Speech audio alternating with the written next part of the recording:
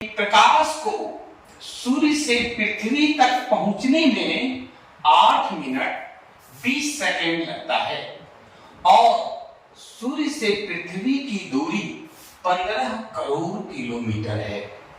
प्रकाश की चाल याद करें। देखिए, कोई भी प्रश्न हो, फिजिक्स का प्रश्न हो या मैथ का प्रश्न हो, प्रश्न सबसे पहले हम लोगों को बार बार पढ़ करके समझना जरूरी है। और समझ जब जाएंगे तो क्या दिया हुआ है और क्या मांग रहा है, ये दो चीज पर हम लोग ध्यान रखेंगे। और दोनों चीज पर अगर ध्यान रखेंगे तो बिल्कुल आसान लगेगा। आइए, दिया क्या क्या है। तो दिया है कि प्रकाश को सूर्य से पृथ्वी तक पहुंचने में 8 मिनट 20 सेकेंड लगता है, यानी समय दिया हुआ है। समय को हम लोग टी द्वारा सूचित करते हैं, तो टी दिया हुआ है 8 मिनट 20 सेकेंड, है ना। अब हम लोगों को एक चीज ये ध्यान रखना होगा कि समय का जो मात्रक होता है वो सेकेंड होता है। आपको घंटा में दिया रहे या कुछ में भी दिया रहे, मिनट में दिया रहे, सबसे पहले हम लोग उसको चेंज कर लेंगे। किसमें? सेकेंड में चेंज कर लेंगे। हम लोग जानते हैं कि 1 मिनट बराबर 60 सेकेंड होता है, तो 8 मिनट में 60 सेकेंड होगा, 60 सेकेंड होगा और प्लस ये 20 सेकेंड। कहने का मतलब हो गया 8 गुने 60 कीजिएगा तो 480 सेकेंड और प्लस 20 सेकेंड, यानी टोटल आ गया कितना समय? 500 सेकेंड। शॉर्ट में हम SEC लिख रहे हैं। ये समय हम लोगों को जो दिया था उसको हम लोगों ने सेकेंड में बदल लिया। दूसरा जो काम है वो है, क्या दिया है कि सूर्य से पृथ्वी की दूरी 15 करोड़ किलोमीटर है। आइए, दूरी कितना दिया हुआ है? 15 करोड़ किलोमीटर। ध्यान देंगे, आराम से समझिए, वीडियो को बार बार देखिए। अगर भारी लगे तो आप कमेंट बॉक्स में कमेंट करें, फिर हम उसका उपाय बताएंगे। भारी लगेगा ही नहीं। 15 करोड़ किलोमीटर है, तो 15 करोड़ लिखिए।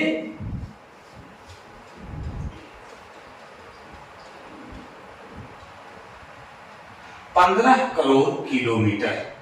अब जरा सा देखिए, 15 और 7 जीरो है, यानी 15 गुने 10 पर पावर 7 किलोमीटर हो गया।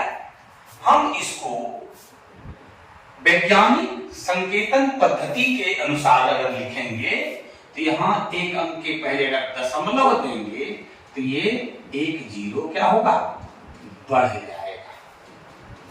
चलिए, जो दूरी दिया है, समय दिया है, हम लोग उसको काउंट कर लिए, देख लिए। अब आपसे पूछा जा रहा है कि प्रकाश की चाल ज्ञात करें। अब हम लोग ये भी जान रहे हैं कि चाल बराबर सूत्र होता है दूरी बटे समय। ये सूत्र है। दूरी आपको हम लोग देख लिए हैं कि है 1.5 गुने 10 पर पावर 8 किलोमीटर। समय दिया है 500 सेकेंड। ऐसे डिनोट कीजिए। अब देखिए क्या करना है, इसको हल कर देना है। हल करने के अपना अपना तरीका होता है। आइए हल करते हैं। यहां से देखिए, ये दशमलव हटा देते हैं। 15 हो गया, 10 पर पावर 8 और नीचे आपका कितना है? 500। और ये दशमलव जो हटा दिए, इसके बदले आप 1 जीरो दे दें। ये इधर किलोमीटर है और इधर सेकेंड है। अब हम लोग क्या करेंगे, 15 गुने 10 पर पावर 8 और नीचे 5 गुने 10 पर पावर 3 कर देते हैं। क्योंकि यह 5000 है, 5 गुने 1000 लिखेंगे। 1000 1 पर 3 जीरो है, इसलिए 10 पर पावर 3 जीरो लिखे। दोनों का मात्रक को भी लिखते चले जाइए। अब देखिए 5 से 15 को घटाइएगा, 3 बार में कट जाएगा, यानी 3 गुने 10 पर पावर 8 और नीचे है 10 पर पावर 3। अब एक सूत्र हम लोग पढ़े हैं, अगर नहीं पढ़े हैं तो जरा ध्यान देंगे। ये घातांक और करनी का आपका ये घातांक का सूत्र है x पर power n divided by x पर पावर n। तो क्या सूत्र होता है, x पर पावर m माइनस n। इसको जरा सा ध्यान रखेंगे। इसी सूत्र का अभी हम इस्तेमाल करने जा रहे हैं। 3 गुने 10 पर पावर 8 और यहां देखिए भाग में है, नीचे है 10 पर पावर 3। यहां पर क्या होगा, m माइनस n, यहां पर देखिए 8 माइनस 3 हो गया। अब क्या है, किलोमीटर पर सेकेंड, है ना। अब इसको हम लोग क्या लिखेंगे, तो 3 गुने 10 पर पावर 5 किलोमीटर पर सेकेंड। अब देखिए फिजिक्स में चाल का जो मात्रक होता है वो मीटर पर सेकेंड होता है, मीटर प्रति सेकेंड होता है। यहां पर देखिए हम लोग किलोमीटर को मीटर में बदल देंगे और मीटर में बदलने के लिए क्या करना होगा कि 3 गुने 10 पर पावर 5 और किलोमीटर को मीटर में बदलने के लिए, किलोमीटर को अगर आप मीटर में बदलते हैं तो किलोमीटर को कितना में गुना करना होगा, 1000 से, तो ये मीटर में बदल जाएगा। क्योंकि 1 किलोमीटर बराबर होता है 1000 मीटर। अब आइए कि 1000 से गुना करने मतलब 10 पर पावर 3 से गुना करना होगा। इतना हो जाएगा क्या, मीटर पर सेकेंड। कहने का मतलब हो गया कि 3 गुने 10 पर पावर।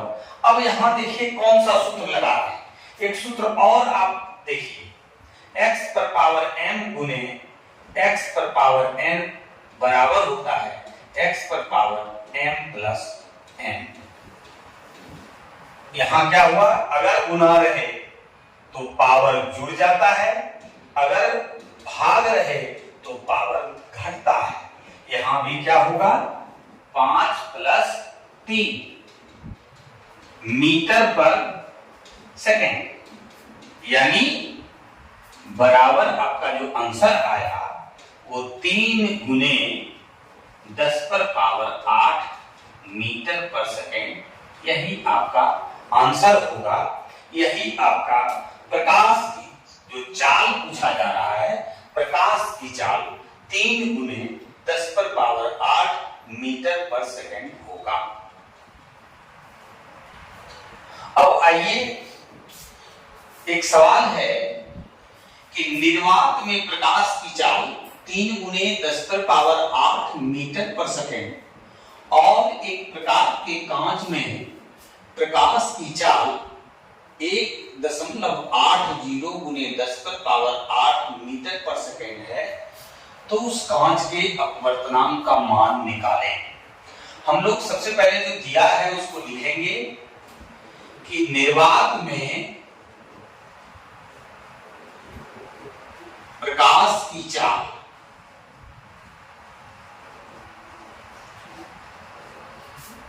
3 गुने 10 पर पावर 8 मीटर पर सेकेंड। कांच में प्रकाश की चाल दिया है, देखिए ये था प्रकाश की चाल निर्वात में और ये कांच में। 1.80 गुने 10 पर पावर 8 मीटर पर सेकेंड। अब पूछा जा रहा है कि कांच का अपवर्तनांक निकालें। अपवर्तनांक ज्ञात करने का आ रहा है।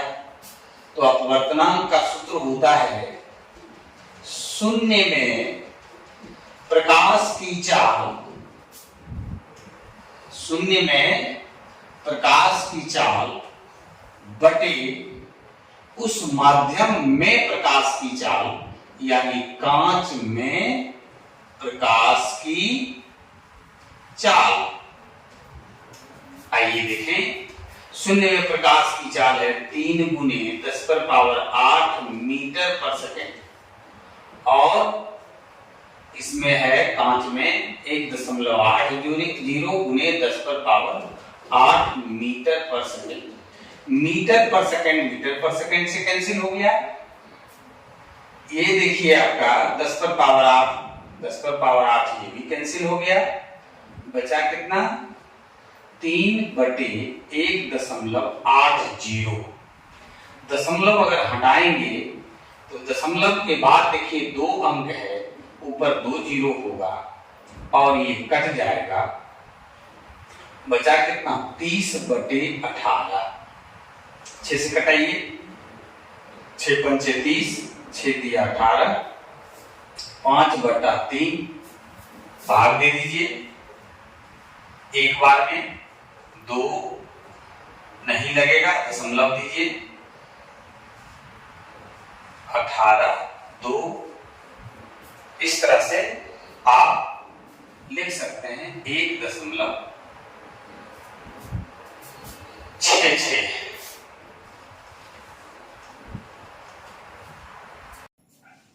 आइए सबसे पहले हम लोगों को जो दिया है उसको लिख लेते हैं। उत्तल लेंस से 30 सेंटीमीटर की दूरी पर एक वस्तु रखी है। इसके लिए एक रफ स्केच कर लेते हैं कि ये ऑब्जेक्ट है, यहां पर रखा है ऑब्जेक्ट, और हम लोग इसकी दूरी को, ऑब्जेक्ट की दूरी को, वस्तु दूरी को u द्वारा सूचित करते हैं। ये दूरी जो है वो वस्तु दूरी है।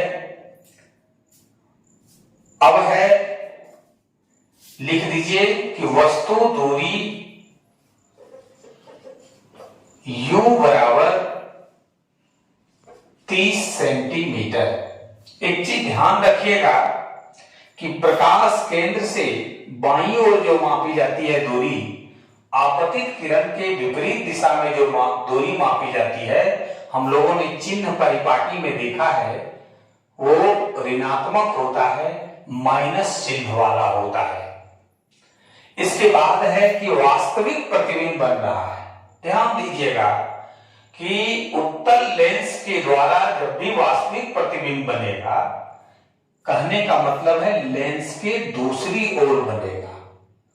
यहां मान लीजिए कि प्रतिबिंब बन रहा है, तो प्रतिबिंब दूरी को हम लोग भी द्वारा सूचित करते हैं। ये भी हो गया। अब है कि प्रतिबिंब दूरी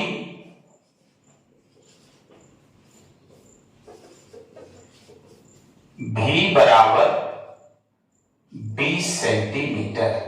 चूंकि ये आपतित प्रकाश की दिशा में है, प्रकाश केंद्र O से दाहिनी ओर है, इसलिए ये प्लस साइन वाला होगा।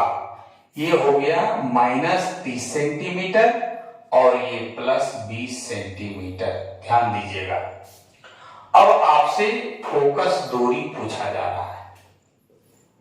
फोकस दूरी मान लीजिए f सेंटीमीटर। अब लेंस सूत्र से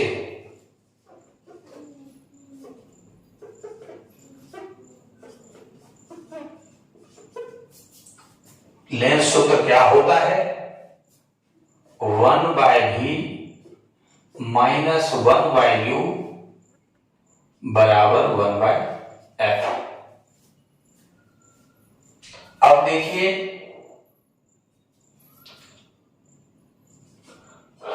1/v जो है 20 सेंटीमीटर है, माइनस u जो है वो -30 है, सेंटीमीटर रहने दीजिए, बाद में इसको लिखेंगे, और बराबर 1/f। अब देखिए 1/20 ये माइनस और गुने माइनस प्लस बराबर 1/f।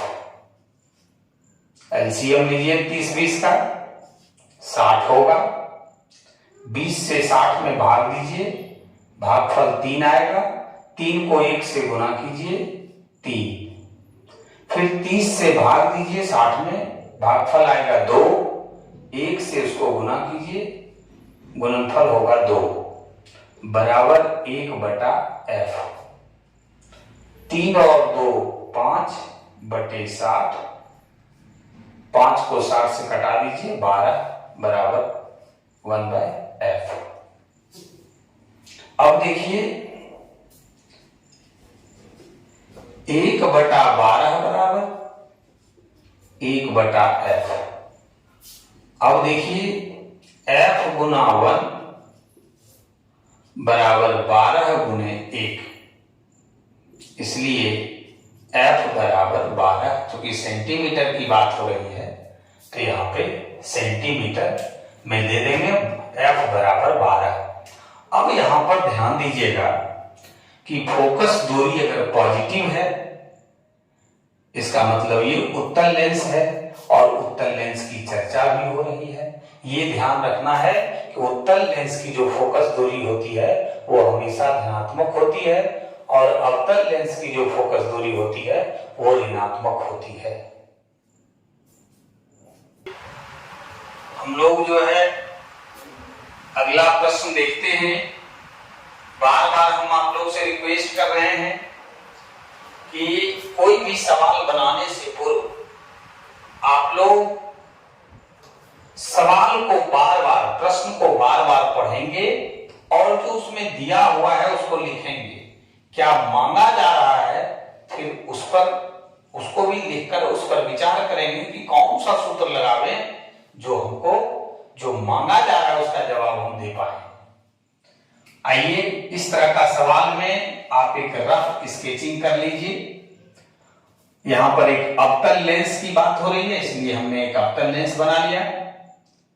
तो एक अवतल लेंस से 50 सेंटीमीटर की दूरी पर रखी एक वस्तु, निश्चित रूप से वस्तु इधर होगा, मान लीजिए यहां O है, ऑब्जेक्ट है।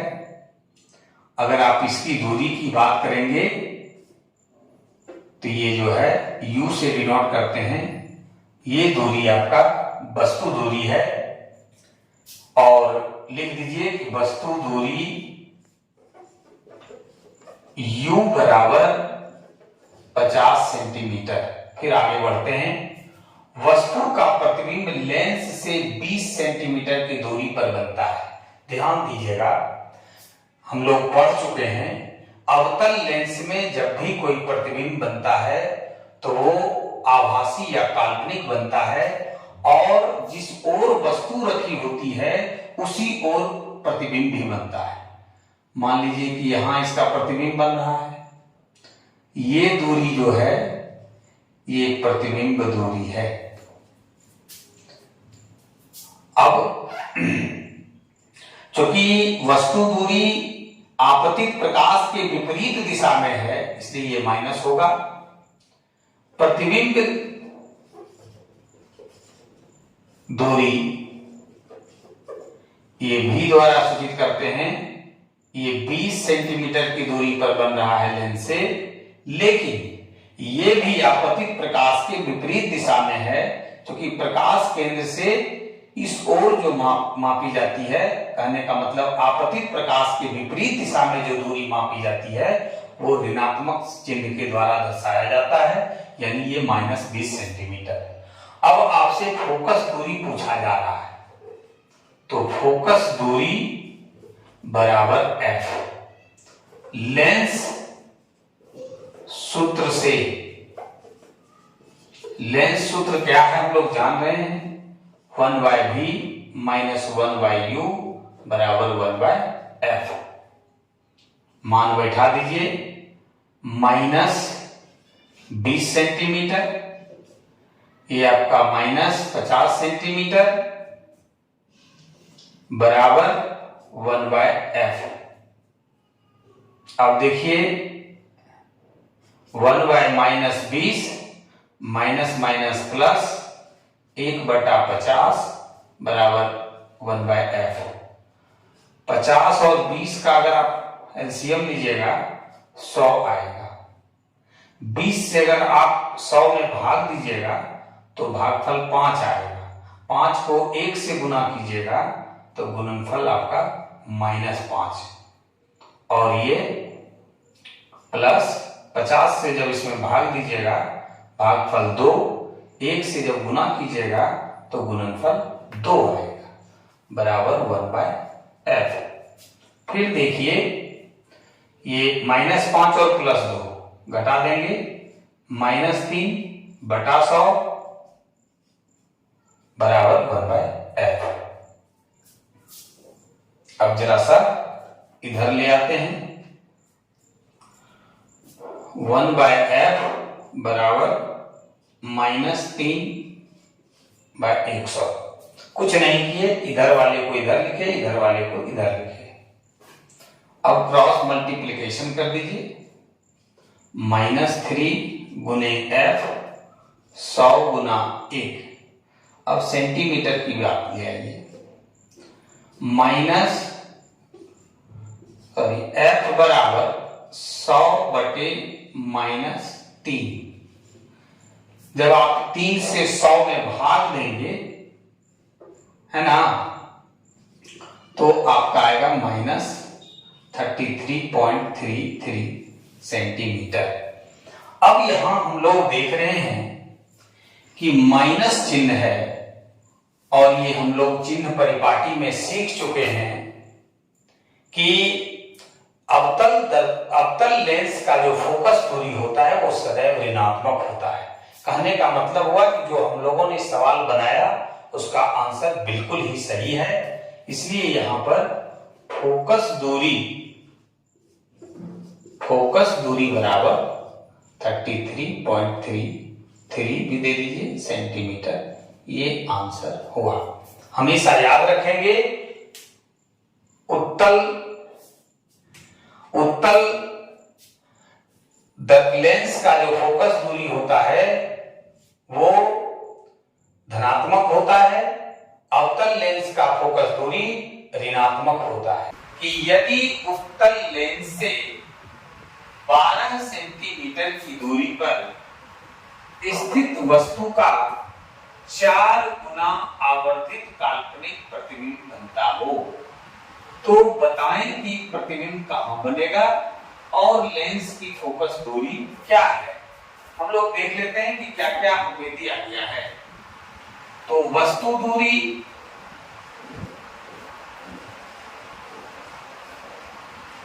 u बराबर है -12 सेंटीमीटर, क्योंकि ये आपतित प्रकाश के विपरीत दिशा में लेंस से बाईं ओर अवस्थित होता है, इसलिए ये प्रतिबिंब दूरी -12 सेंटीमीटर है।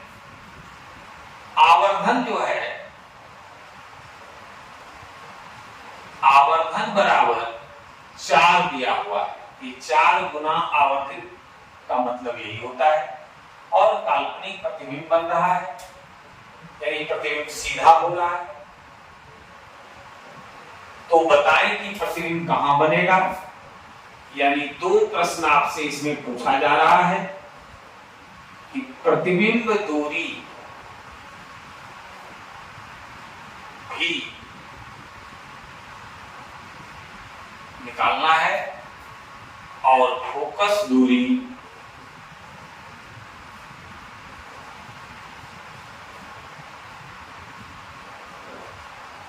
निकालना है। 2 चीज दिया है और 2 चीज आपसे प्रतिबिंब दूरी और वस्तु दूरी पूछा जा रहा है। आइए आवर्धन का जो सूत्र होता है, आवर्धन बराबर सूत्र होता है प्रतिबिंब दूरी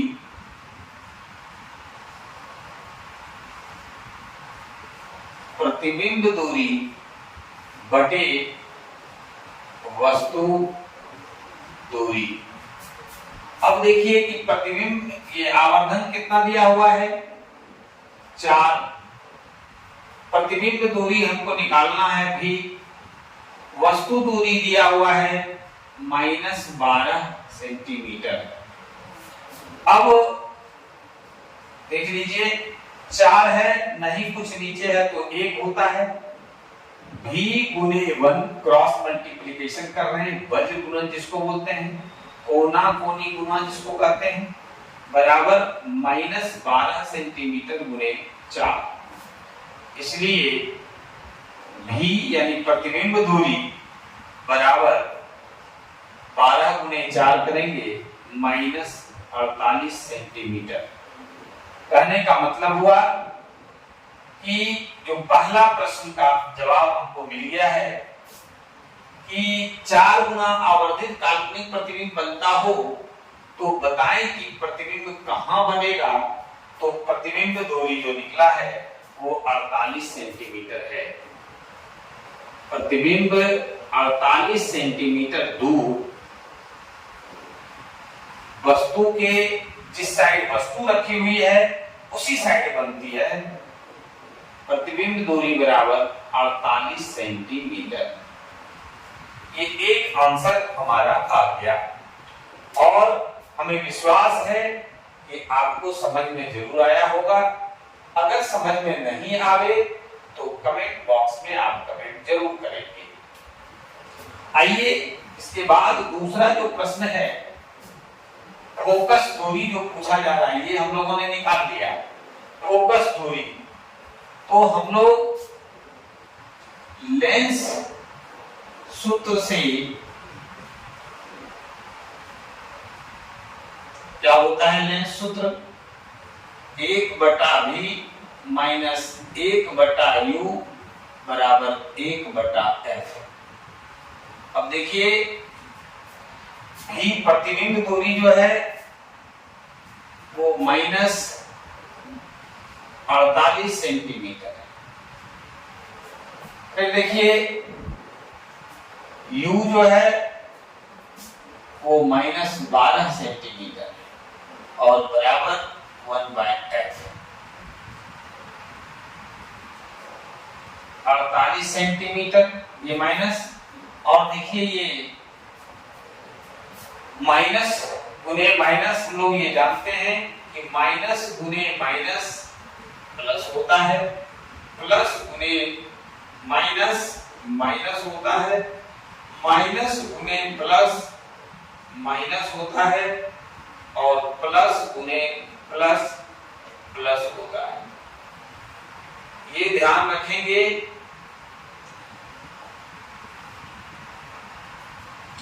इसमें से ये वाला सूत्र का इस्तेमाल किया जा रहा है, माइनस गुने माइनस प्लस 1/12 सेंटीमीटर बराबर 1/f।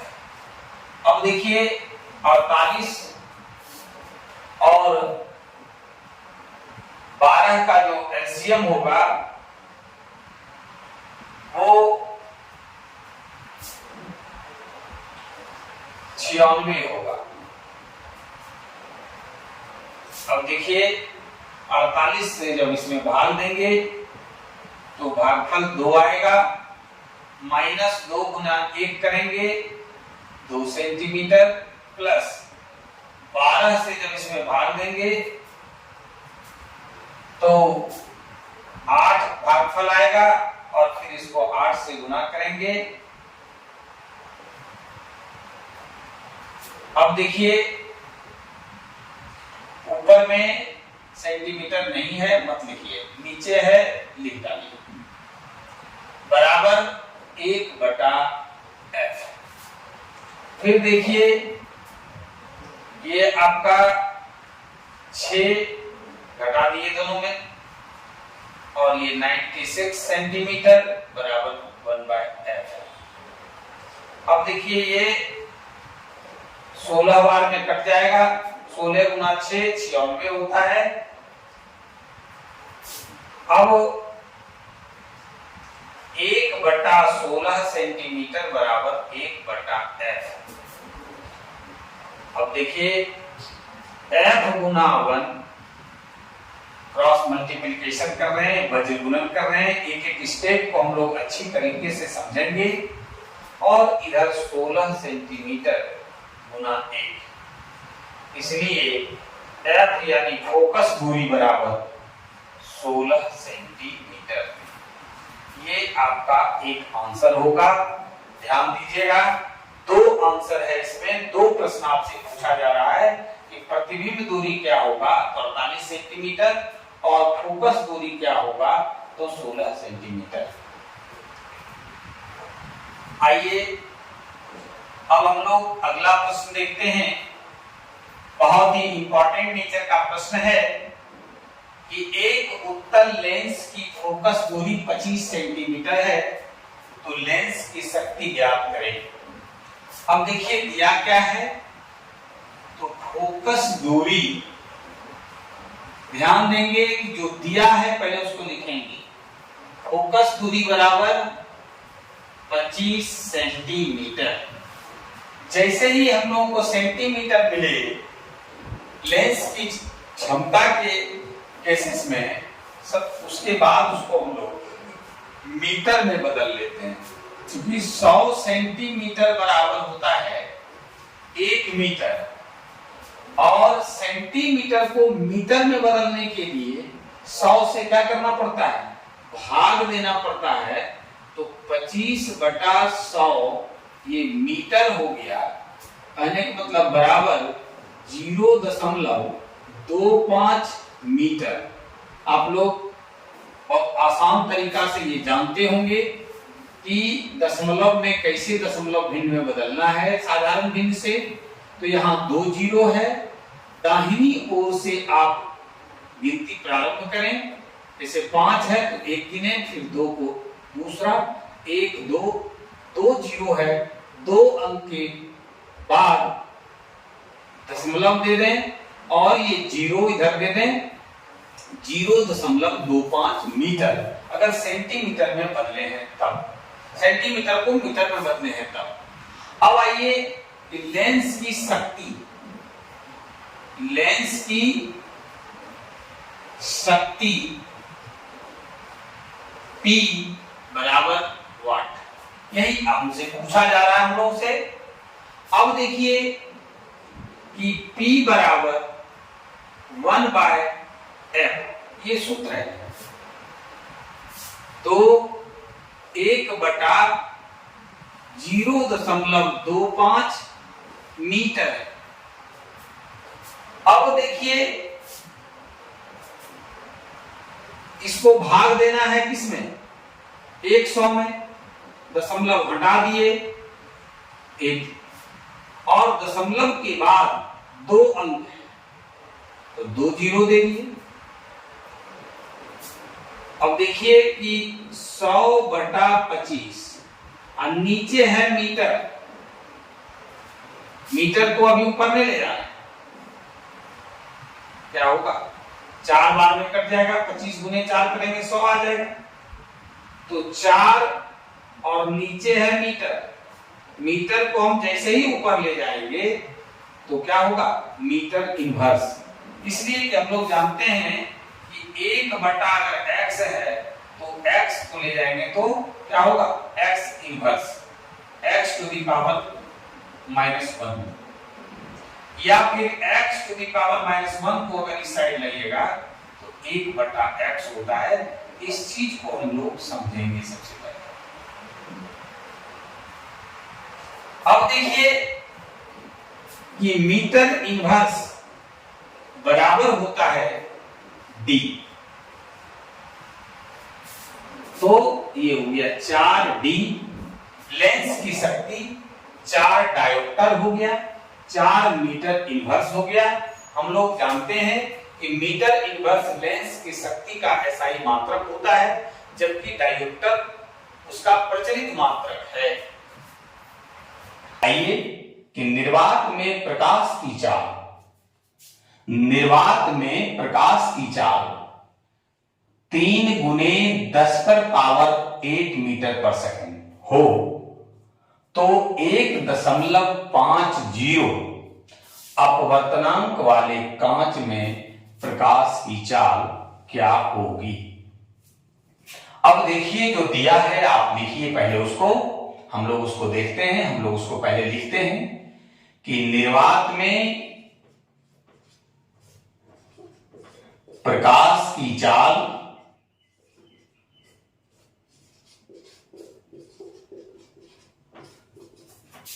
3.00 ×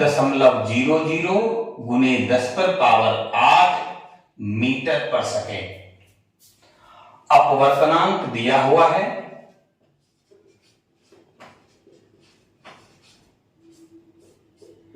1.5, क्योंकि अपवर्तनांक का कोई मात्रक नहीं होता है, ध्यान में रखेंगे।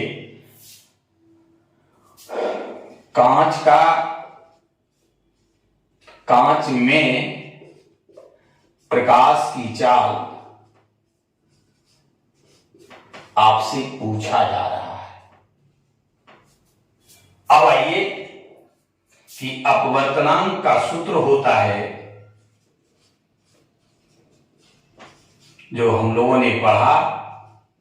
जो लोग नए हैं आप सब्सक्राइब कीजिए, सारा वीडियो आपके पास चला जाएगा और आप वहां से देख सकते हैं। अपवर्तनांक बराबर होता है 0 में प्रकाश की चाल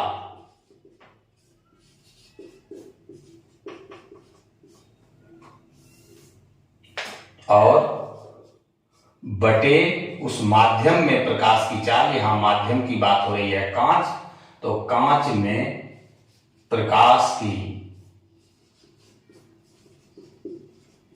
चाल। अब आइए अपवर्तनांक दिया है 1.5, 0 में प्रकाश की चाल दिया हुआ है 3.00 × 10⁸ मीटर पर सेकेंड, और नीचे है कांच में प्रकाश की चाल। ध्यान दीजिएगा। अब हम लोग क्रॉस मल्टीप्लिकेशन कर रहे हैं। कांच में प्रकाश की चाल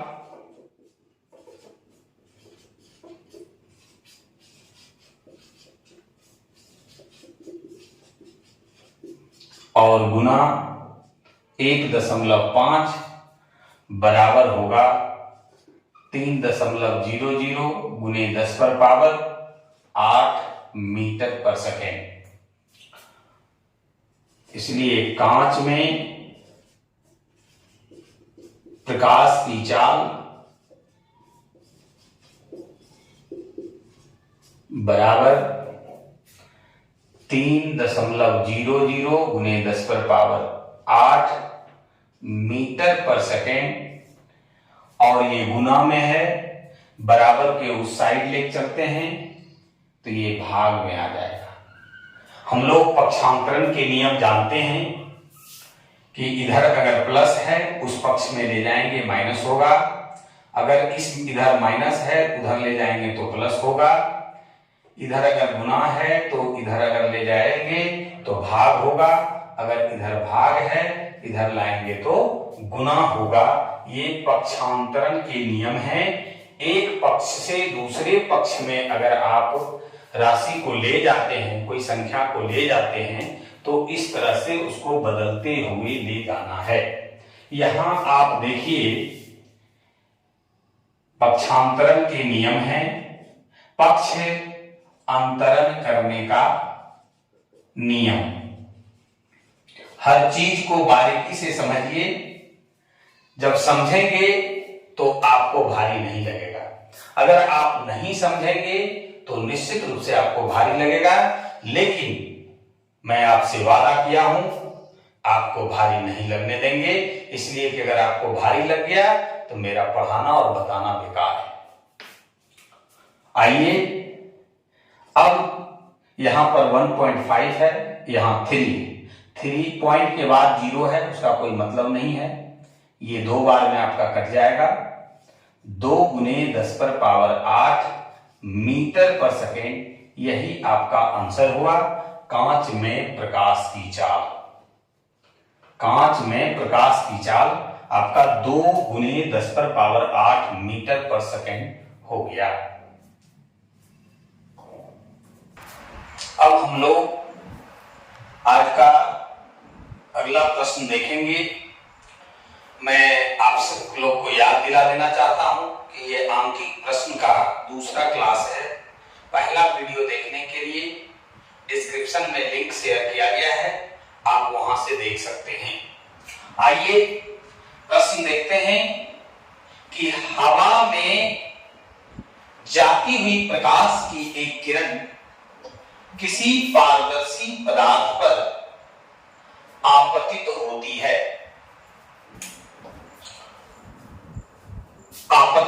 है, यदि किरण अभिलंब से 45 डिग्री का कोण बनाती है और पारदर्शी पदार्थ में प्रवेश करने पर 15 डिग्री से मुड़ जाती है, तो पदार्थ का अपवर्तनांक निकालें। अब देखिए कि ये आपतित किरणें हवा से किसी पारदर्शी माध्यम, हमने कांच मान लिया कि उसमें जा रहा है, प्रवेश कर रही है। अगर कांच नहीं होता, अपवर्तनांक की घटना नहीं घटती, तो ये सीधे निकल जाती और आपतित किरण और अभिलंब के बीच जो कोण बन रहा है, आपतन कोण, ये 45 डिग्री का कोण बन रहा है। देख लीजिए कि पारदर्शी पदार्थ पर आपतित होती है यदि किरण अभिलंब से 45 डिग्री का कोण बनाती है। ये आपतित किरण है, 45 डिग्री का कोण अभिलंब के साथ बना रही है। तो अब है, यहां तक तो लिख दिया, आप लिखिए आपतन कोण I बराबर 45 डिग्री। अब दूसरा लाइन हम पढ़ते हैं, और पारदर्शी पदार्थ में प्रवेश करने पर, जब ये पारदर्शी पदार्थ में प्रवेश कर जाती है तो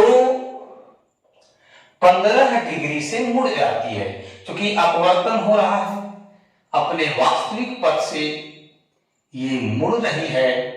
कितना? देखिए यही 15 डिग्री ये मुड़ रही है।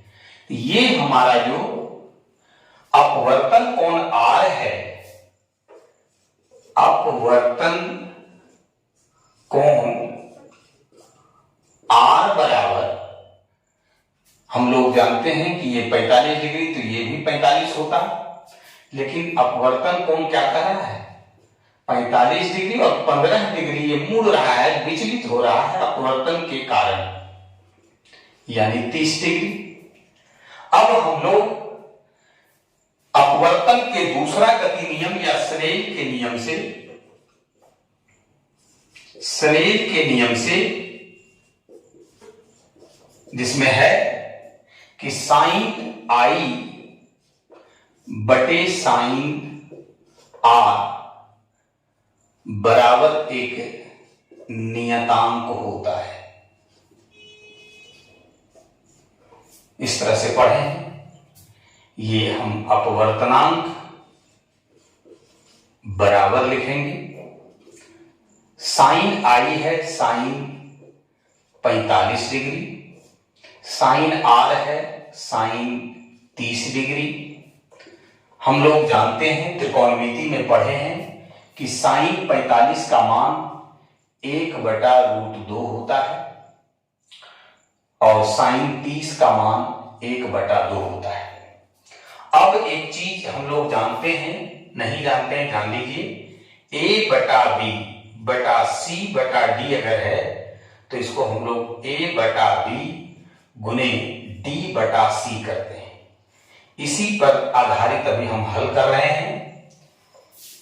1/√2 और गुने 2/1। अब देखिए कि हम लोग 2 को 2/√2 आ गया। अब 2 को हम लोग लिख सकते हैं √2 गुने √2, क्योंकि √4 होगा और 4 का वर्गमूल 2 होता है, इसलिए 2 को हम लोग √2 गुने √2 लिखेंगे।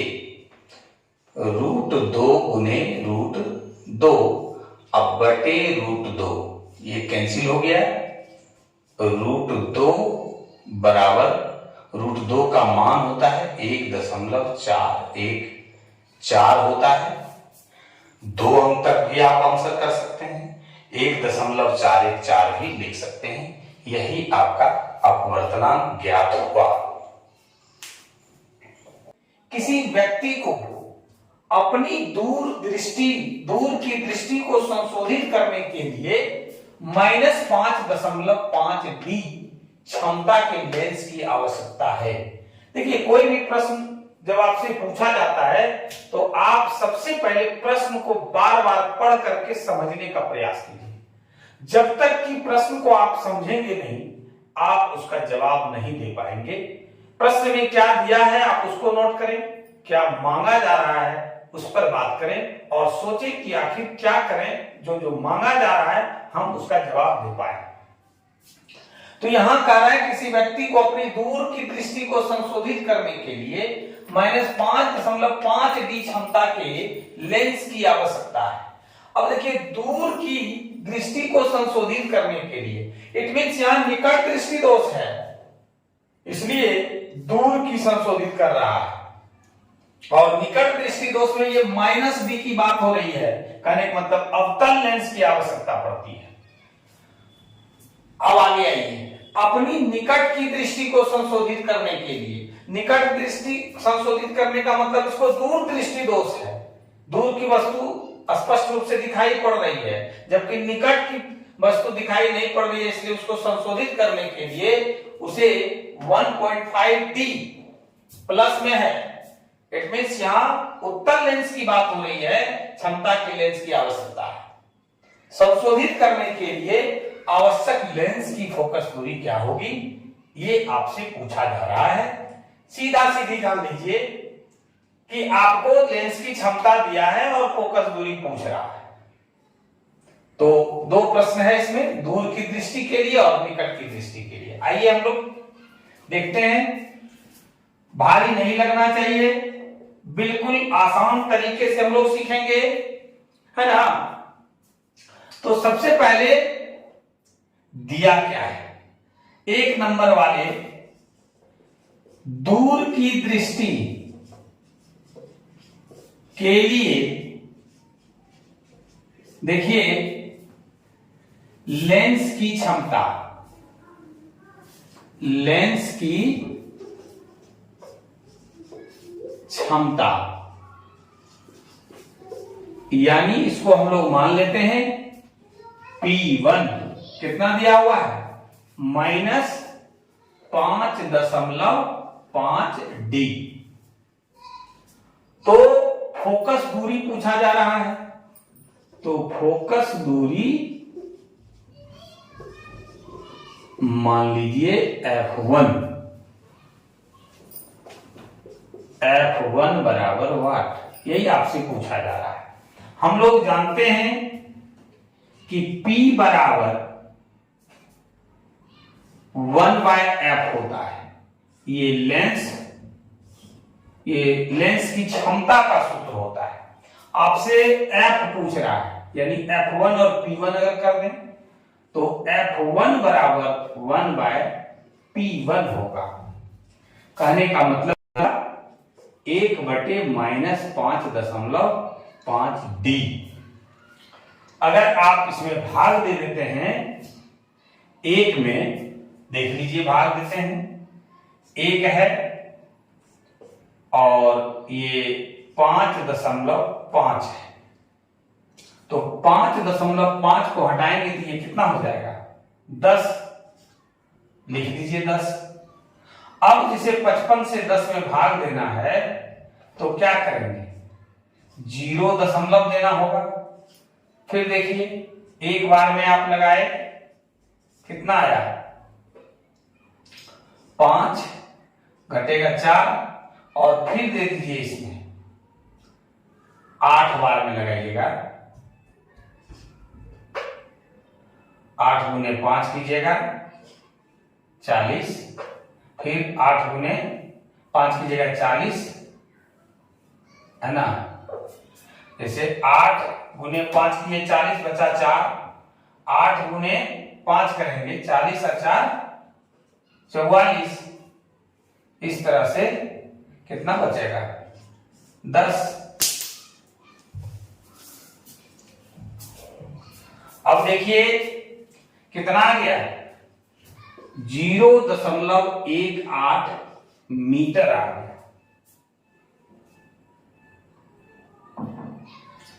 इतना ही हमारा क्या आ गया, ये चूंकि माइनस में है, माइनस में लिखेंगे तो यही 0.18 मीटर फोकस दूरी आ गया, और यही फोकस दूरी आपका जो है फोकस दूरी का लेंस है, और ऋणात्मक दिखा रहा है, मतलब अवतल लेंस है, ध्यान रखिएगा, अवतल लेंस है, और उसकी फोकस दूरी कितना है, तो 0.18 मीटर का ये है ना।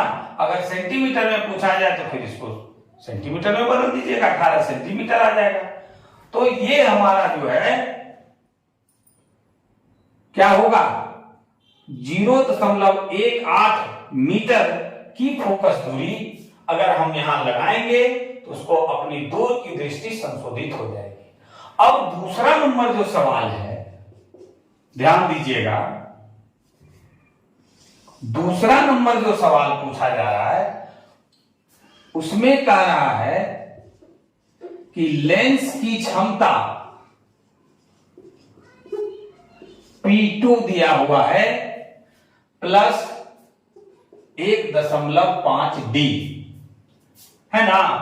अब इसमें आपको फोकस दूरी पूछ रहा है निकट की दृष्टि के लिए, तो फोकस दूरी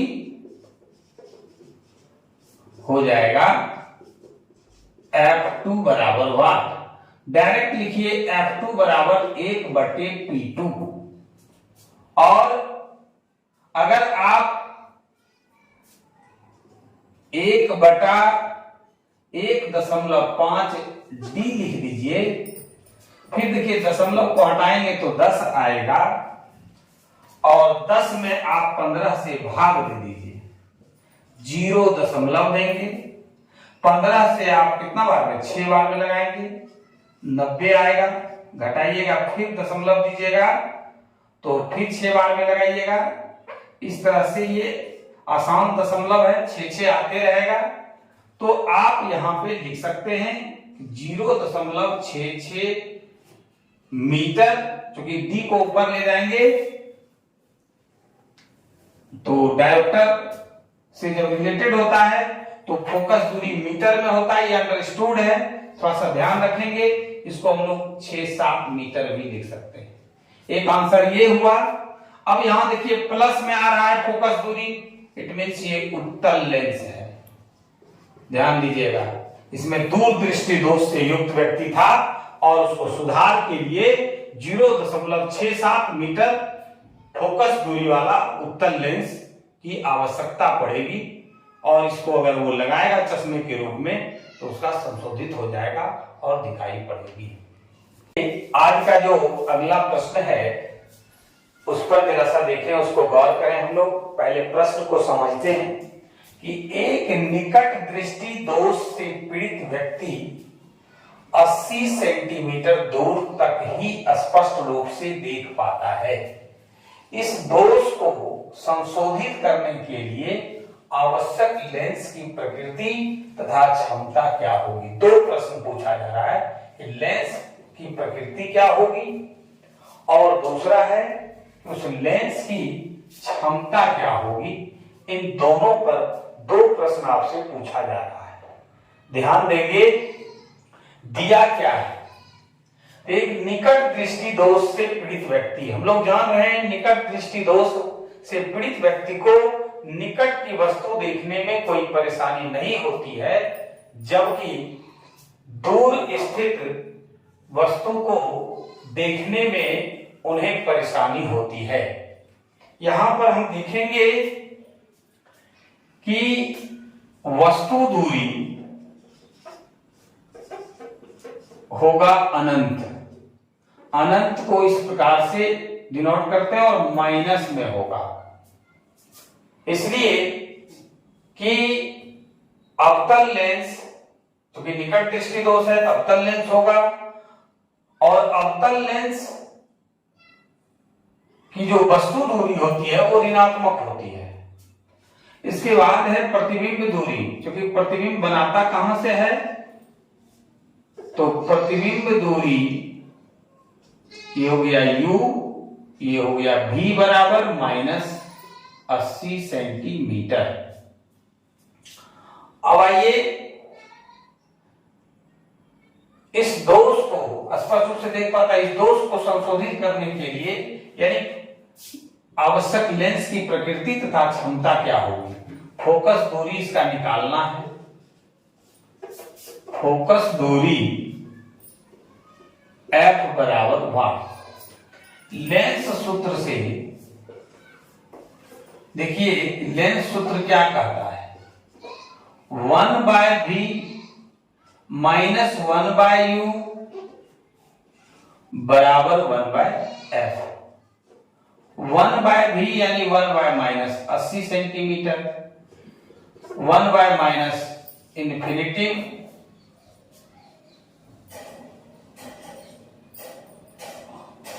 ये आपका सेंटीमीटर और बराबर 1/f। ध्यान दीजिएगा। अब देखिए ये जो होगा, एक में अगर इन्फिनिटिव से भाग देते हैं तो 0 आता है, बराबर 1/f। कहने का मतलब हुआ 1/-80 सेंटीमीटर बराबर 1/f। क्रॉस मल्टीप्लीकेशन अगर करेंगे, f गुना 1f बराबर 1 गुने -80 सेंटीमीटर करिएगा तो -80 सेंटीमीटर आएगा, और ये 80 तो यहां पर क्या आ गया, -80 सेंटीमीटर आ गया, यानी फोकस दूरी कितना है,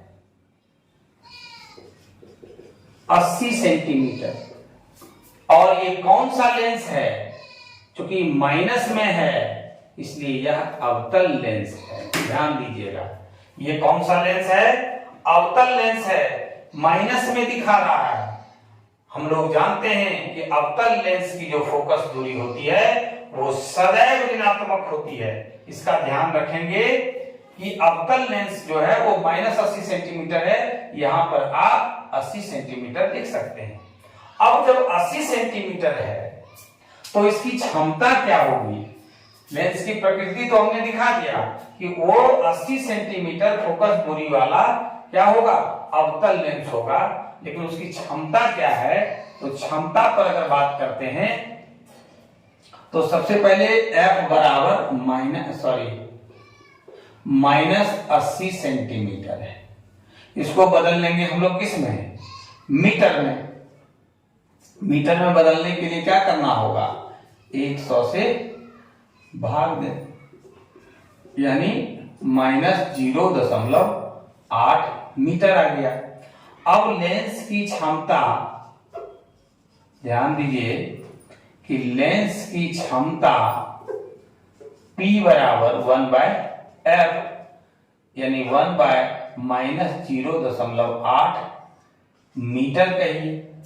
जब आप इससे भाग देंगे ये कितना आएगा, 10 आएगा। अब जो है आप इसको भाग दे करके देखिए, 10 में भाग दिए कितना से, 8 से, तो एक बार में लगेगा, उतरा कितना, 2 घटेगा, फिर दशमलव देंगे, 2 बार में लगेगा, फिर 4, फिर दीजिएगा 8 गुने 5 करेंगे, आएगा 1 क्योंकि माइनस में है तो -1.25 डी। ये हो गया लेंस की क्षमता। अब आपका जो आंसर होगा वो स्पष्ट रूप से कि संशोधित करने के लिए अवतल लेंस जिसकी फोकस दूरी 80 सेंटीमीटर है और उसकी क्षमता जो है वो -1.25 डायोप्टर वाला होगा। इसी के साथ आज का क्लास यहीं तक। धन्यवाद। किसी व्यक्ति को अपनी दूर की दृष्टि को संशोधित करने के लिए -5.5 डी क्षमता के लेंस की आवश्यकता है। देखिए, कोई भी प्रश्न जब आपसे पूछा जाता है तो आप सबसे पहले प्रश्न को बार बार पढ़ करके समझने का प्रयास कीजिए। जब तक कि प्रश्न को आप समझेंगे नहीं, आप उसका जवाब नहीं दे पाएंगे। प्रश्न में क्या दिया है आप उसको नोट करें, क्या मांगा जा रहा है उस पर बात करें और सोचें कि आखिर क्या करें जो मांगा जा रहा है हम उसका जवाब दे पाए। तो यहां कह रहा है किसी व्यक्ति को अपनी दूर की दृष्टि को संशोधित करने के लिए -5.5 डी क्षमता के लेंस की आवश्यकता है। अब देखिए, दूर की दृष्टि को संशोधित करने के लिए इट मींस यहां निकट दृष्टि दोष है, इसलिए दूर की संशोधित कर रहा है। और निकट दृष्टि दोष में ये -d की बात हो रही है, कहने का मतलब अवतल लेंस की आवश्यकता पड़ती है। अब आगे आइए, अपनी निकट की दृष्टि को संशोधित करने के लिए, निकट दृष्टि संशोधित करने का मतलब इसको दूर दृष्टि दोष है।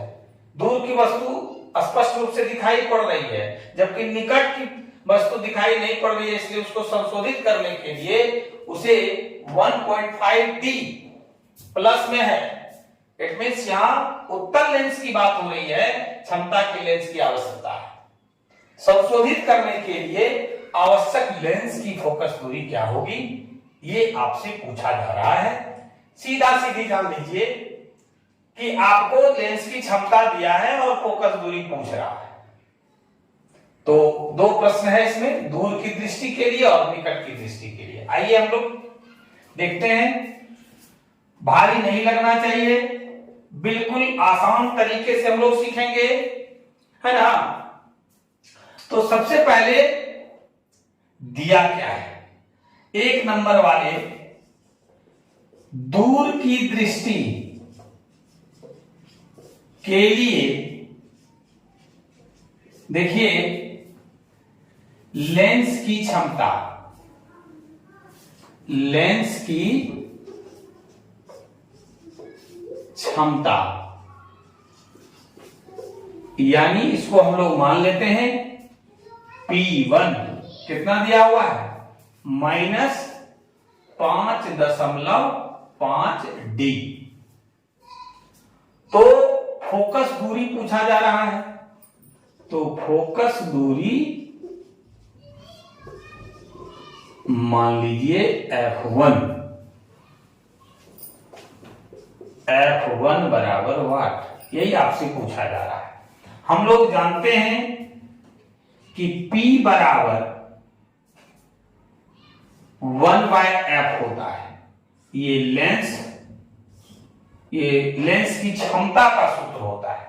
आपसे F पूछ रहा है, यानी F1 और P1 अगर कर दें तो F1 बराबर 1/P1 होगा। कहने का मतलब 1/-5.5 डी। अगर आप इसमें भाग दे देते हैं 1 में, देख लीजिए भाग देते हैं, 1 है और ये 5.5 है, तो 5.5 को हटाएंगे तो ये कितना हो जाएगा 10, लिख लीजिए 10। अब जिसे 55 से 10 में भाग देना है तो क्या करेंगे, 0 देना होगा। फिर देखिए एक बार में आप लगाए कितना आया 5 घटेगा 4 और फिर दे दीजिए इसमें 8 बार में लगाइएगा। 8 गुने 5 कीजिएगा 40, फिर 8 गुने 5 कीजिएगा 40, है ना। जैसे 8 गुने 5 किए 40 बचा 4, 8 गुने 5 करेंगे 40 और 4 44, इस तरह से कितना बचेगा 10। अब देखिए कितना आ गया 0.18 मीटर आ गया।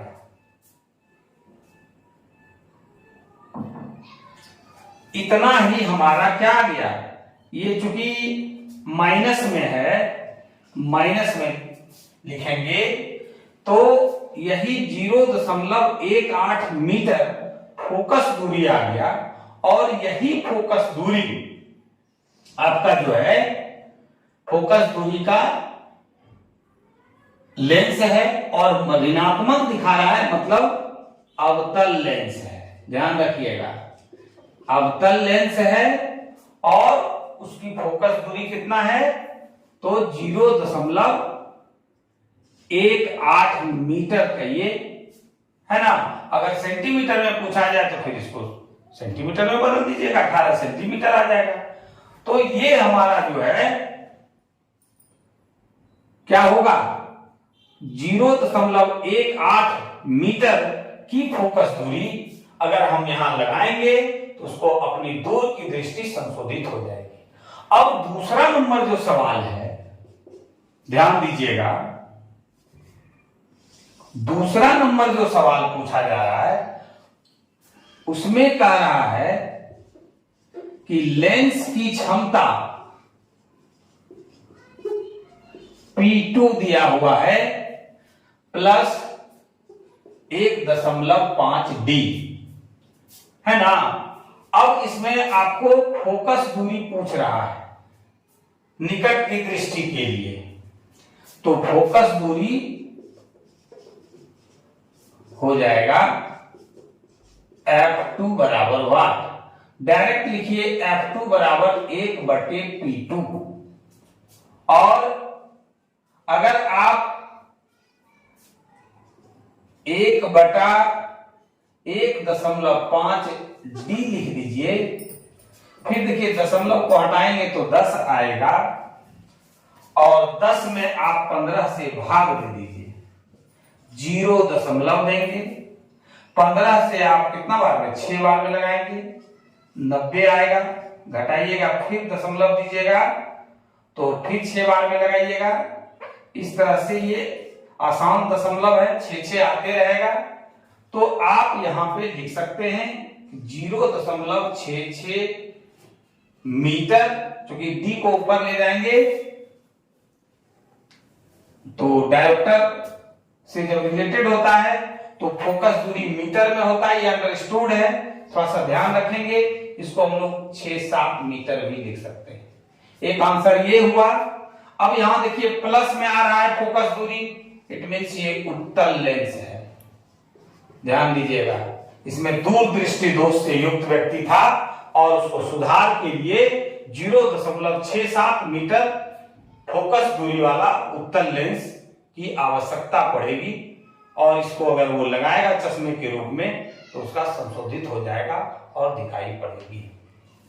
आज का जो अगला प्रश्न है उस पर जरा सा देखें, उसको गौर करें। हम लोग पहले प्रश्न को समझते हैं कि एक निकट दृष्टि दोष से पीड़ित व्यक्ति 80 सेंटीमीटर दूर तक ही स्पष्ट रूप से देख पाता है। इस दोष को संशोधित करने के लिए आवश्यक लेंस की प्रकृति तथा क्षमता क्या होगी। दो प्रश्न पूछा जा रहा है कि लेंस की प्रकृति क्या होगी और दूसरा है उस लेंस की क्षमता क्या होगी। इन दोनों पर दो प्रश्न आपसे पूछा जा रहा है। ध्यान देंगे, दिया क्या है, एक निकट दृष्टि दोष से पीड़ित व्यक्ति। हम लोग जान रहे हैं निकट दृष्टि दोष से पीड़ित व्यक्ति को निकट की वस्तु देखने में कोई परेशानी नहीं होती है, जबकि दूर स्थित वस्तु को देखने में उन्हें परेशानी होती है। यहां पर हम देखेंगे कि वस्तु दूरी होगा अनंत। अनंत को इस प्रकार से डिनोट करते हैं और माइनस में होगा, इसलिए कि अवतल लेंस, क्योंकि निकट दृष्टि दोष है तो अवतल लेंस होगा, और अवतल लेंस की जो वस्तु दूरी होती है वो ऋणात्मक होती है। इसके बाद है प्रतिबिंब दूरी, क्योंकि प्रतिबिंब बनाता कहां से है, तो प्रतिबिंब दूरी ये हो गया u, ये हो गया v बराबर -80 सेंटीमीटर। अब आइए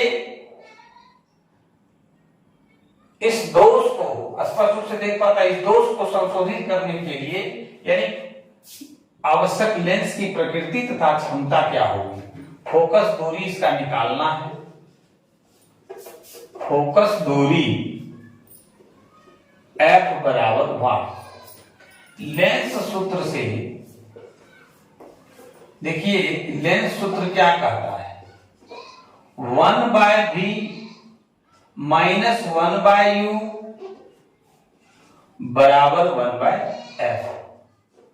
1/v यानी 1/-80 सेंटीमीटर, 1/-इन्फिनिटी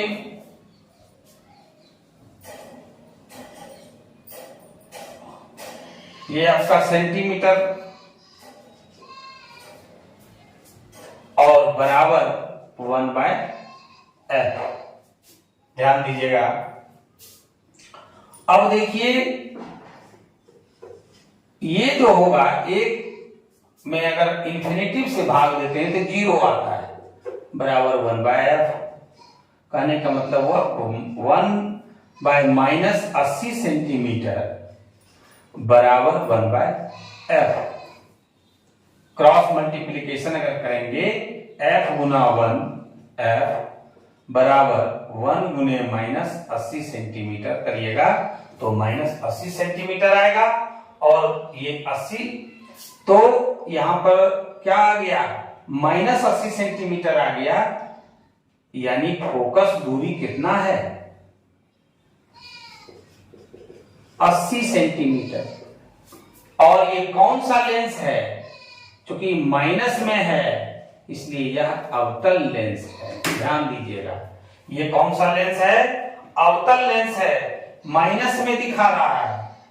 हम लोग जानते हैं कि अवतल लेंस की जो फोकस दूरी होती है वो सदैव ऋणात्मक होती है। इसका ध्यान रखेंगे कि अवतल लेंस जो है वो -80 सेंटीमीटर है, यहां पर आप 80 सेंटीमीटर देख सकते हैं।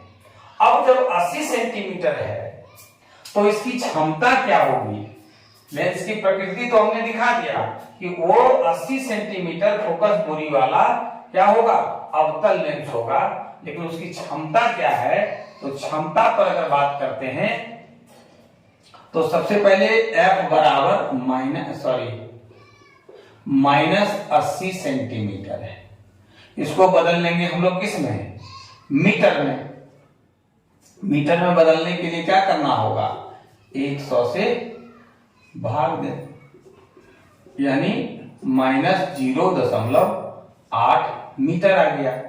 अब लेंस की क्षमता, ध्यान दीजिए कि लेंस की क्षमता P बराबर 1/f, यानी 1/-0.8 मीटर कहिए। जब आप इससे भाग देंगे ये कितना आएगा, 10 आएगा।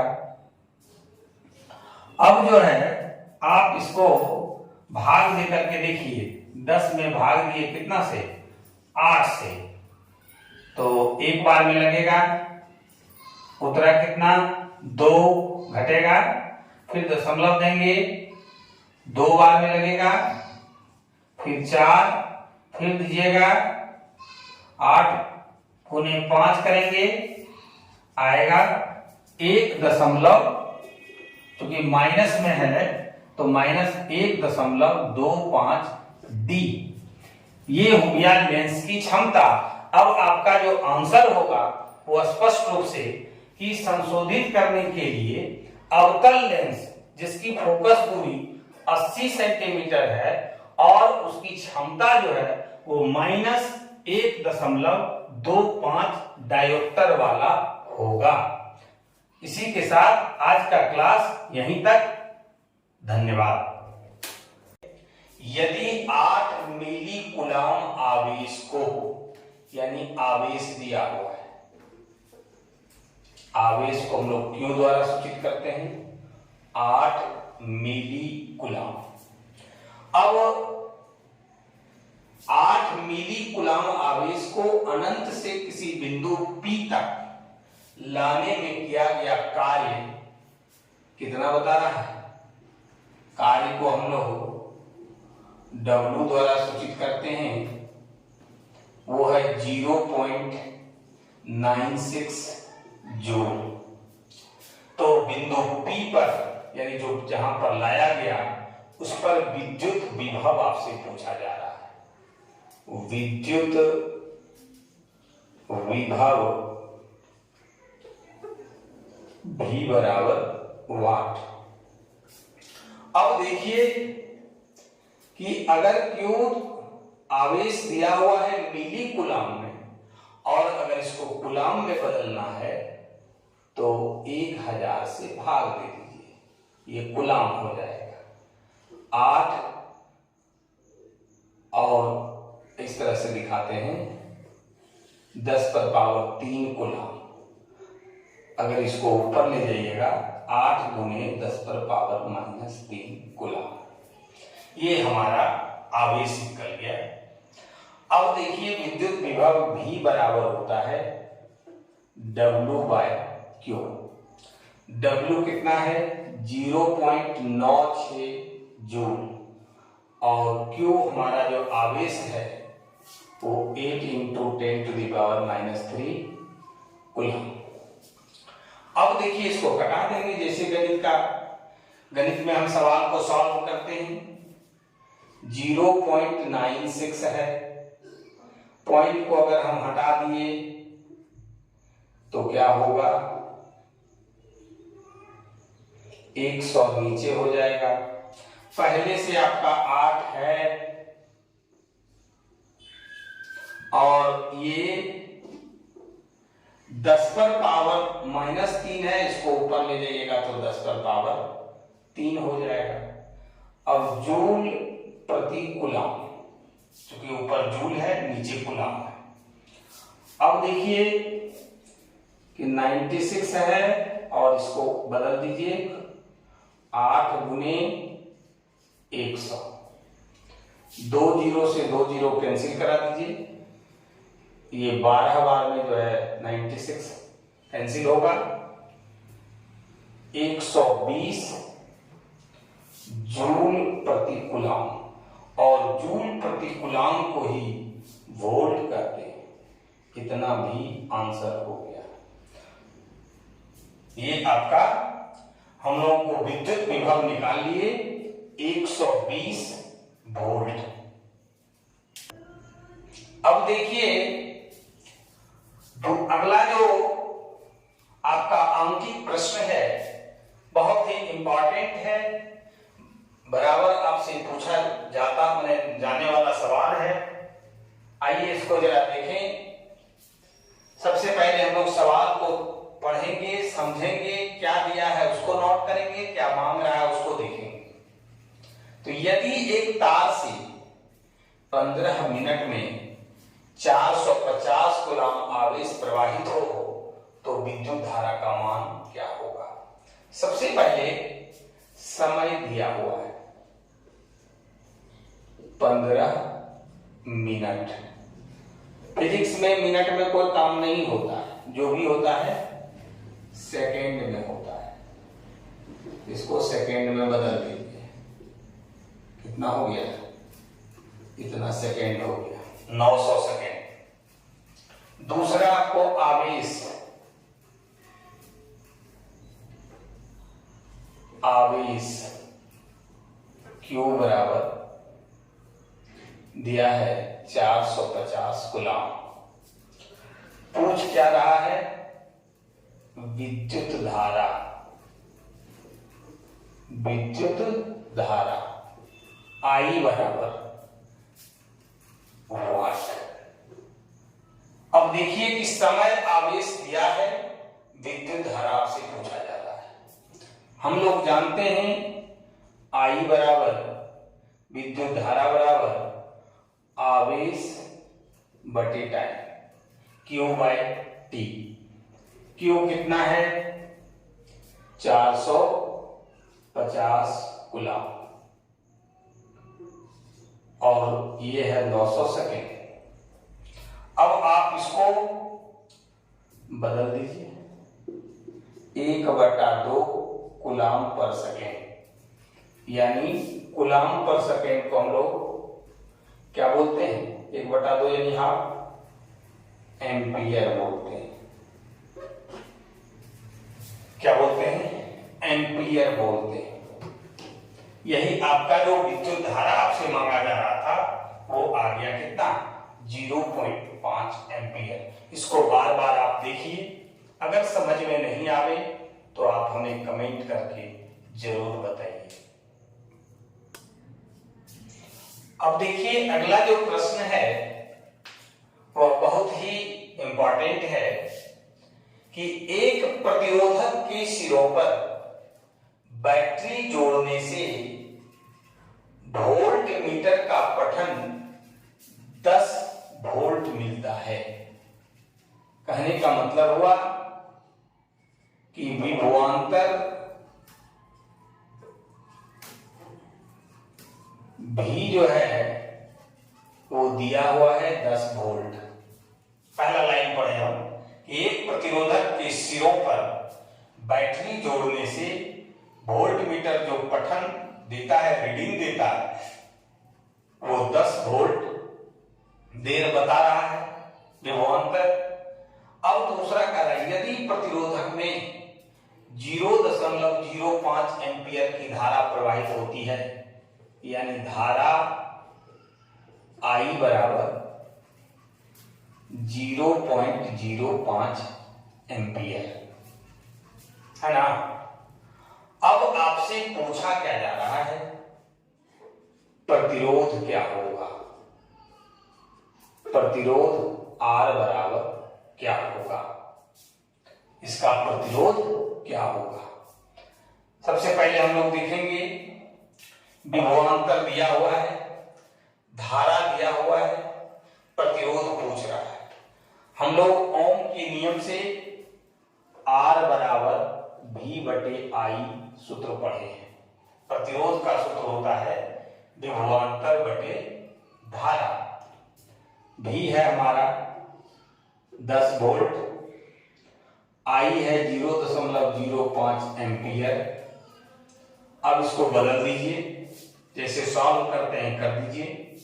ये 10 नीचे इसको हटाइएगा, 2 जीरो बढ़ जाएगा, बचेगा 5 वोल्ट पर एम्पियर। इसको कटा दीजिए, 200 आएगा। 200 वोल्ट प्रति एम्पियर को ही क्या कहते हैं? ओम कहते हैं।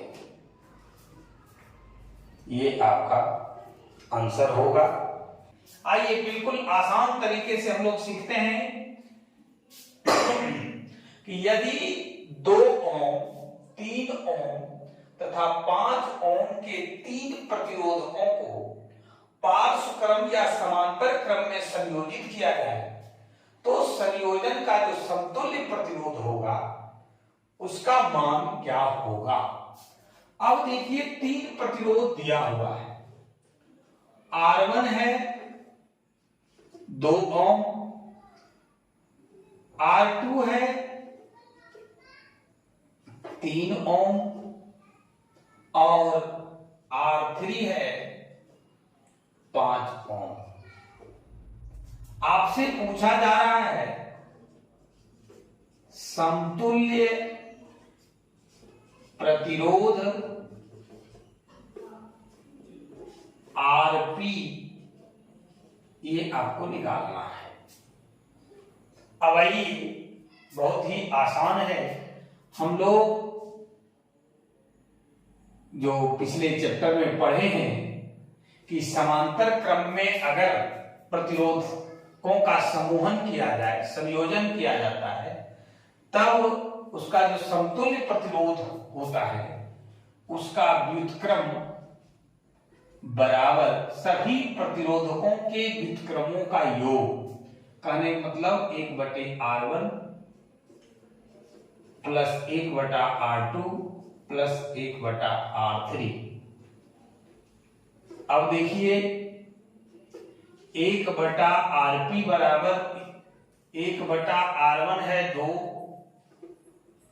ओम लिख दीजिए,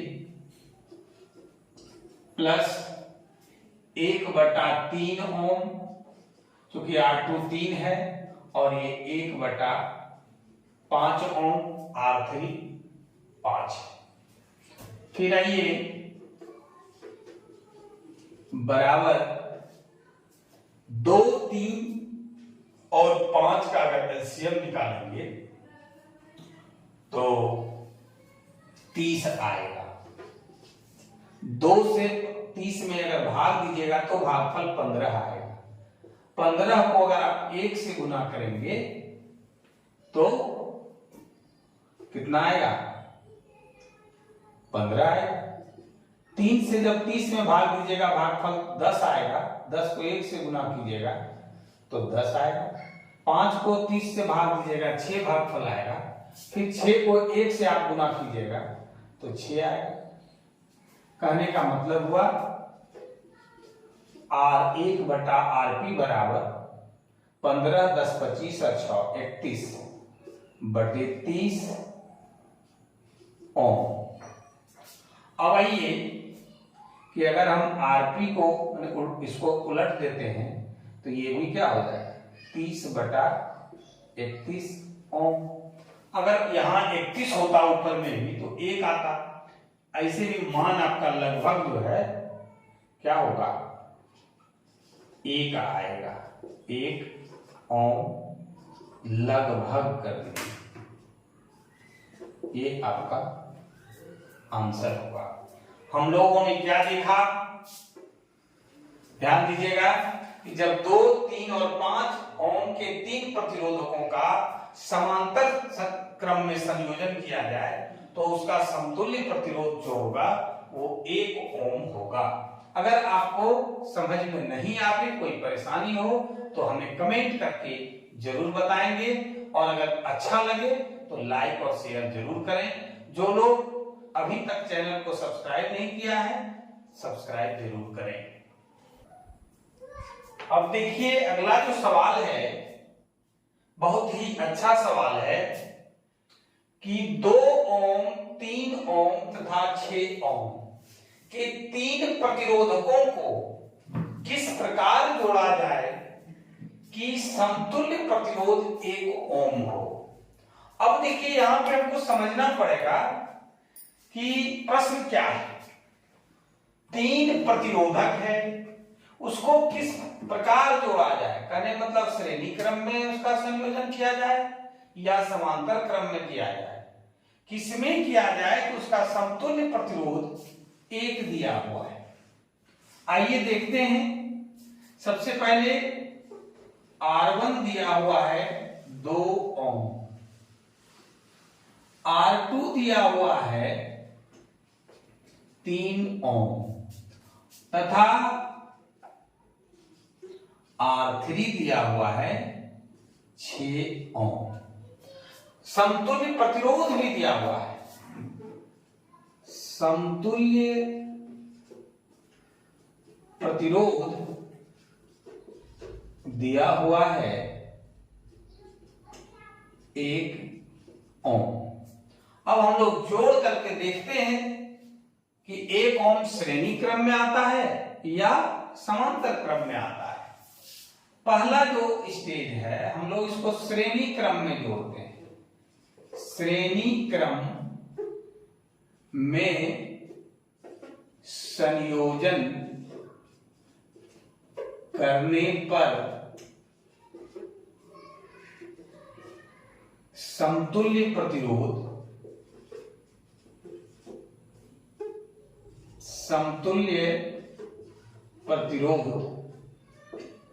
RS बराबर होगा R1 plus R2 plus R3। कहने का मतलब हुआ कि 2 ओम प्लस 3 ओम प्लस 6 ओम यानी बराबर 11 ओम। होना कितना था? 1 ओम। कितना आया? 11 ओम। कहने का मतलब हुआ कि ये जो संयोजन है समूह, ये प्रतिरोधकों का, वो श्रेणी क्रम में समूहन नहीं है। तो आइए देखें समांतर क्रम में। समांतर क्रम में संयोजन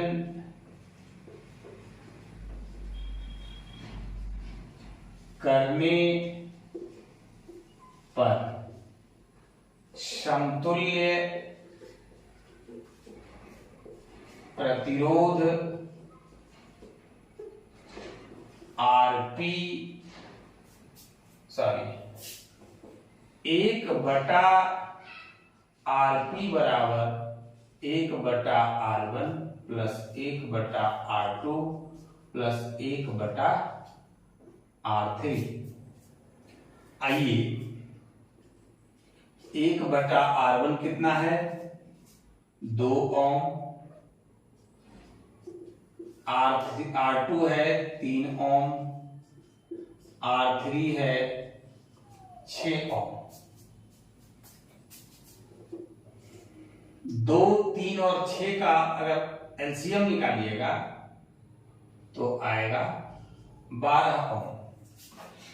2 से अगर आप इसमें भाग दीजिएगा तो भागफल आएगा 6। 6 को 1 से गुना कीजिएगा तो 6 ओम हो जाएगा, 6 होगा। फिर 3 से अगर 12 भागफल दीजिएगा 4, 4 को 1 से गुना कीजिएगा 4। 6 को फिर 2 ओम से 12 ओम से भाग दीजिएगा, भागफल 2 आएगा। 2 को 1 से गुना कीजिएगा 2, यानी बराबर कितना आया? 6, 4, 10 और 2 12 और बटे 12 ओम। 12 12 कैंसिल हो गया, 1 ओम आ गया। और जब 1 ओम आ गया तो वो किसके बराबर? समतुल्य प्रतिरोध इसका 1 ओम है। इसका मतलब हुआ कि हमारा आंसर क्या होगा कि हम समांतर क्रम में जब संयोजन करेंगे 2 ओम, 3 ओम तथा 6 ओम के 3 प्रतिरोधकों को, तब समतुल्य प्रतिरोध का मान कितना आएगा? 1 ओम आएगा। अब इसमें आंसर आपका हुआ समांतर क्रम में संयोजन करने पर समतुल्य प्रतिरोध 1 ओम आएगा। आंसर हो गया समांतर क्रम संयोजन। अब आइए अगला जो सवाल है बहुत ही मजेदार सवाल है और बहुत ही आसान तरीके से बताएंगे। आपको जरा सा भी भारी लगने का सवाल ही नहीं होता है। आइए सवाल पहले पढ़ते हैं कि 220 वोल्ट पर एक बल्ब 25 घंटे में 1 यूनिट ऊर्जा का उपभोग करता है, तो इसकी शक्ति को ज्ञात करें। आइए सबसे पहले समय कितना दिया हुआ है? समय यानी T बराबर 25 घंटा। इसके बाद ऊर्जा कितना दिया है? W बराबर 1 यूनिट। 1 यूनिट का मतलब होता है 1 किलो वाट आवर। कहने का मतलब 1000 वाट गुने 1 घंटा। ठीक है। अब आपसे पूछता है कि शक्ति P बराबर वाट। ऊर्जा दिया हुआ है कि कोई भी बल्ब आपके घर में लगा हुआ है। देखिए कितना बढ़िया सवाल है। आप भी अपने आप में सोच सकते हैं कि एक बल्ब अगर इतना वाट का लगा हुआ है, कितना दिन तक जलाएंगे? अगर 1 घंटा या 25 घंटा या कितना घंटा जलाएंगे जो 1 यूनिट बिजली हमारा खपत होगा। तो उस स्थिति में हम लोग देख रहे हैं कि समय दिया हुआ है 25 घंटा, 220 वोल्ट विभवांतर का यहां पर कोई लेना देना नहीं है। 1 यूनिट ऊर्जा जो है वो 25 दिन बाद उसका पूरा हो रहा है। तो आइए हम लोग इसको समझें कि शक्ति कैसे निकालें। हम लोग पिछले क्लास में पढ़ चुके हैं कि शक्ति बराबर होता है, P बराबर होता है W बाय T। क्या होता है? W बाय T, कार्य बटे समय। जो भी किया गया कार्य हो, जो भी ऊर्जा उसमें कंज्यूम हो, उसका परिमाण बटे समय। अब देखिए क्या होगा, W हम लोग निकाल दिए हैं कि 1000 W गुने 1 घंटा और नीचे भी है 25 घंटा। ये कट जाएगा, 25 से इसको कटा दीजिए, आ जाएगा 40। यानी उस बल्ब, जो बल्ब लगा हुआ है वह कितना का बल्ब है? 40 वाट का बल्ब लगा हुआ है। अगर आप 40 वाट का बल्ब 220 वोल्ट के विभवांतर पर या 240 वोल्ट के विभवांतर पर, उससे कोई फर्क नहीं पड़ता है, अगर आप 25 घंटे तक जलाएंगे तो 1 यूनिट ऊर्जा का उपभोग होगा।